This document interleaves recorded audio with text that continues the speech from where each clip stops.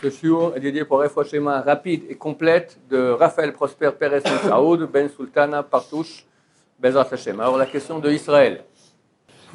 Comment on fait quand on étudie du Moussar sur la crainte du ciel et que ça commence petit à petit à rentrer en nous, mais qu'on est tellement nul et maladroit qu'on on continue à faire des péchés toute la journée?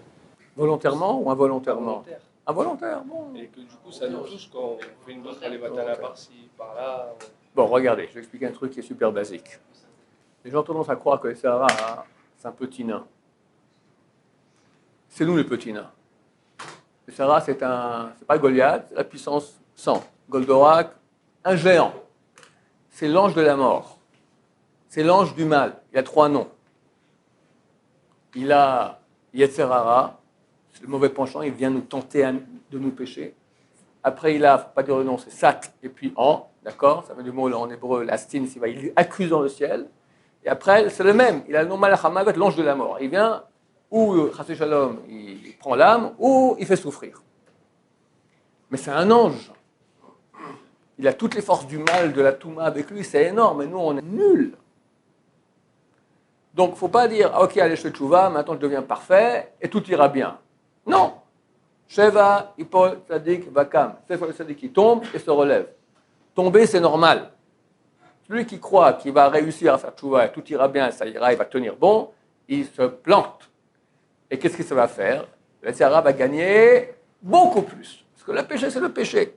Mais si on peut arriver à te mettre en déprime, alors là, on a gagné le gros lot. Parce que quand on déprime, c'est fini. Tu n'as plus envie, tu ne fais rien, tu es machin, tu es là. D'accord? Surtout pas. Le péché, il est normal. Et comme je donnais très souvent cet exemple-là, tu vois un homme qui marche, où il tombe par terre. Il fait 2 mètres, il tombe par terre. Il fait 2 mètres, il tombe par terre. Tu appelles les pompiers, d'accord? L'ambulance, ça ne marche pas. Mais si c'est ton gosse qui a 1 an, et il s'est levé pour la première fois, et tu le lâches, il fait comme ça, il vient, fait 2 pas, il tombe par terre. Génial, refais maintenant, fais 2 pas. Il avance, fait 2 pas comme ça. Tu le filmes, t'envoies à tout le monde, grand-papa, grand-maman, il a marché, il marche, tu es vachement heureux. Pourquoi? Parce qu'un petit bébé s'est levé et il a fait 2 pas. C'est nous. On ne peut pas se prendre pour des coureurs professionnels. On est des petits bébés, on fait 2 pas et on tombe et c'est normal et Dieu est heureux. Pas qu'on tombe, mais qu'on se relève. Donc quelqu'un il a péché, très bien. Il tourne et fait, tu vois, Dieu, je regrette. J'essaie de tenir, j'essaie encore mieux maintenant, excuse-moi. Tu tournes la page. Quand tu fais le vidouille, quand tu fais l'aveu, tu dis j'ai péché, tu es triste. Tu peux pleurer encore mieux. Mais ça prend, allez, 1 minute. À tout casser, 2 minutes. Après, tu tournes la page, grand sourire. Dieu m'aime, Dieu m'a pardonné, j'avance. Et là, tu gagnes. Et le Sahara, là, il n'est pas content. D'accord? C'est là que tu l'as eu. C'est ça la bataille. À quoi ça sert de l'éprimer? Tu vas mieux servir Hachem. Le péché, il est fait de toute façon. Alors tu fais tchouva, et ça marche. Le problème, c'est qu'il y a des gens qui sont non-croyants. Tu as les grands non-croyants, ils font des péchés. Ok, que Dieu ait pitié d'eux. Tu as les grands croyants, ils ne font pas de péché. Non. Tu as les grands croyants, je dis, c'est qui? Les grands croyants. Les non-croyants, c'est quoi? Ils croient à moitié. Ils croient au péché, et ils ne croient pas à la tchouva. Les non-croyants, ils ne croient même pas au péché. Les croyants, ils croient au péché, mais ils ne croient pas à la tchouva. Ça, c'est le Sahara qui vient et te dit, t'as fait ça, mais t'es fichu. C'est 1 million d'années en enfer. C'est fini, mort. Mais la tchouva, oui, mais. Quoi, oui, mais? Il y a la tchouva. La réponse elle est bien, mais je parlais pas de... Merci. Je parlais pas de la déprime, je parlais de la crainte. Enfin, est-ce qu'on doit continuer à étudier la crainte, même si... Si la crainte, regarde, il y a 2 axes dans le moussard. Il y a la crainte et il y a l'amour. Nous, on doit être le plus performant possible. Un temps, les gens fonctionnaient plus à la crainte, aujourd'hui plus à l'amour. Si c'est que l'amour, ça manque un peu. Alors, il faut trouver le juste milieu pour que tu sois le plus performant. C'est ça que tu dois voir. Qu'est-ce que je dois faire maintenant pour mieux servir Hachem dans la joie? C'est pas une question de déprime, c'est une question de... On va vivre toute la journée en stress, quoi. Non, c'est pas ça. C'est pas ça. Il y a un degré pareil dans le Safichari, mais c'est après que c'est le dernier avant Wach HaKodesh, d'accord? Il retraite. Et c'est pas pour nous, oublie. Nous, on est tout au début du Messatif, d'accord? Tout au début de l'échelle, il faut être en joie. En juin, on fait un travail beaucoup plus grand. Et Hachem, c'est ce qu'il veut. Regarde. Rabbi Akiva, il a dit que tous les livres sont saints. Shir HaShirim, c'est le saint des saints. C'est quoi une histoire d'amour? Passionnée, belle, fantastique. Qui est un exemple entre le peuple d'Israël et Dieu. Donc on voit que Hachem, ce qu'il veut, si c'est le saint des saints, il veut une histoire d'amour. Maintenant, et il a maintenant un peuple qui le sert, mais ils sont tous en train de trembler dans la crainte et dans la tristesse. C'est ça qu'il veut.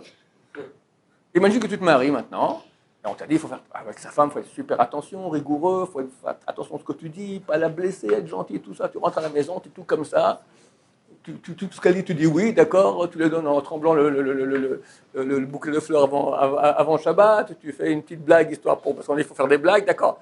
Mais elle ne veut pas un mari comme ça va, sois relax, sois content de rentrer à la maison. Voilà, c'est ça qu'elle veut. Donc Hachem aussi, il veut la même chose exactement, il veut qu'on soit heureux. Et il y a de quoi être heureux.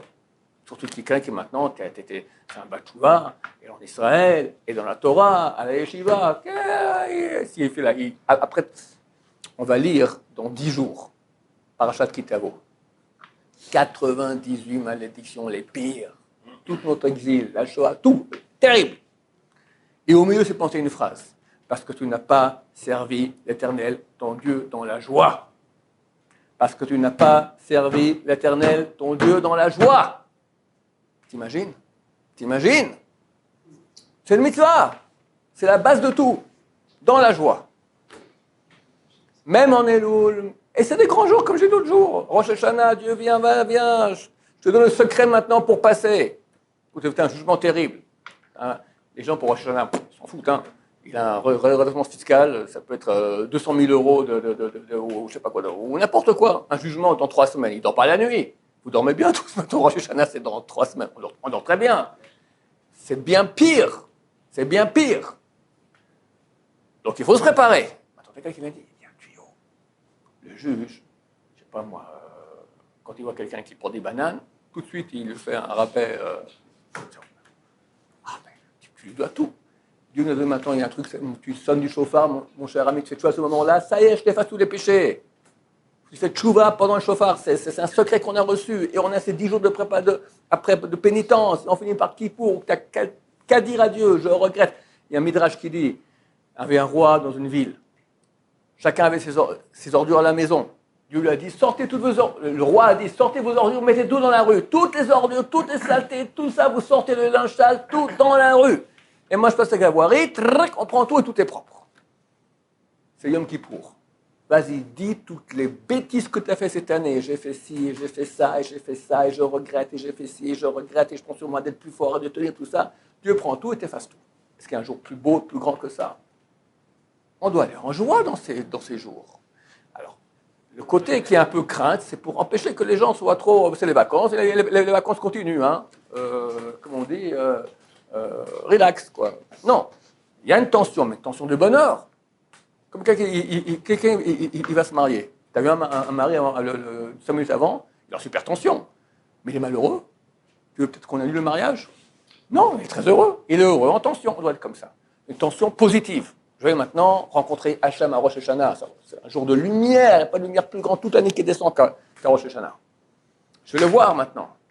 Il va me pardonner les péchés, je vais me rapprocher de lui, on a maintenant de la force pour toute l'année pour tenir bon. Ce sont des très grands cadeaux. Alors, il faut se préparer, mais dans la joie, pas dans la tension négative.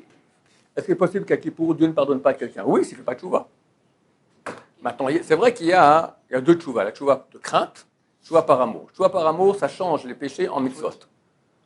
Donc, plus tu as fait de péchés, plus tu as de mitzvot, plus tu as de mérite. Et à la tchouva par crainte. La crainte, ça descend d'un cran. Il y a des niveaux de sanctions, ça descend d'un cran, ça devient moins grave. Mais Yom Kippour suffit que pour, même par crainte, ça expie les mitzvot positives qu'on n'a pas fait, les mitzvot négatives qui ne sont pas sanctionnées par le karet ou la mort du bédin. C'est pas mal. Manger du porc, c'est pas sanctionné par le karet.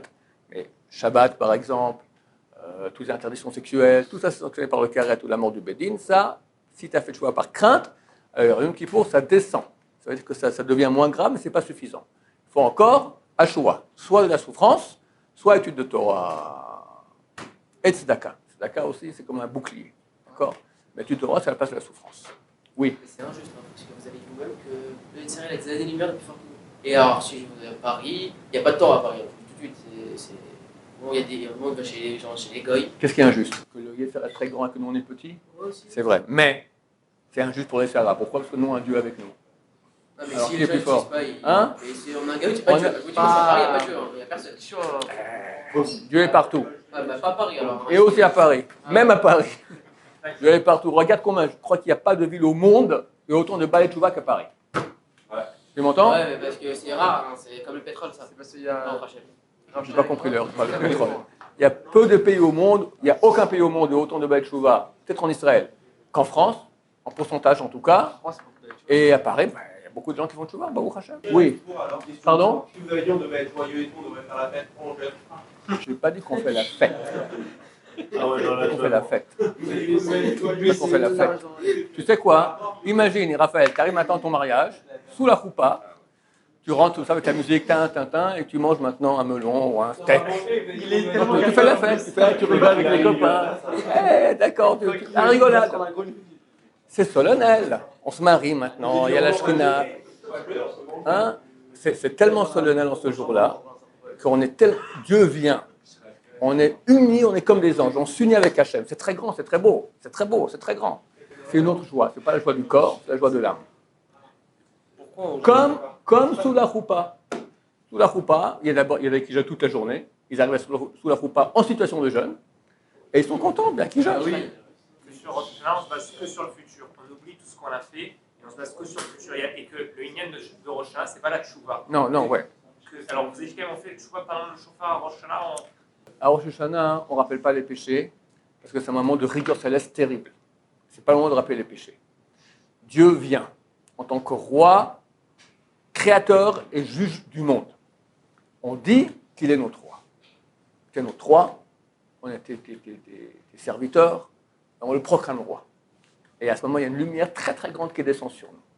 Il y a une petite parenthèse dans cette fête qui s'appelle le chauffard. Pendant le chauffard, dans les arrêts où on peut parler, il y a des silences, là on peut faire tchouva. C'est le seul moment.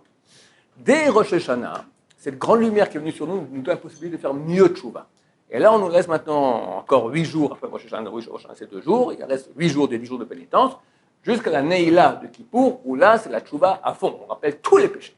Et Kippour te rappelle toutes les ordures, tout, et tout est effacé par Hashem. Baruch Adonai, Leolam, Amen, Amen.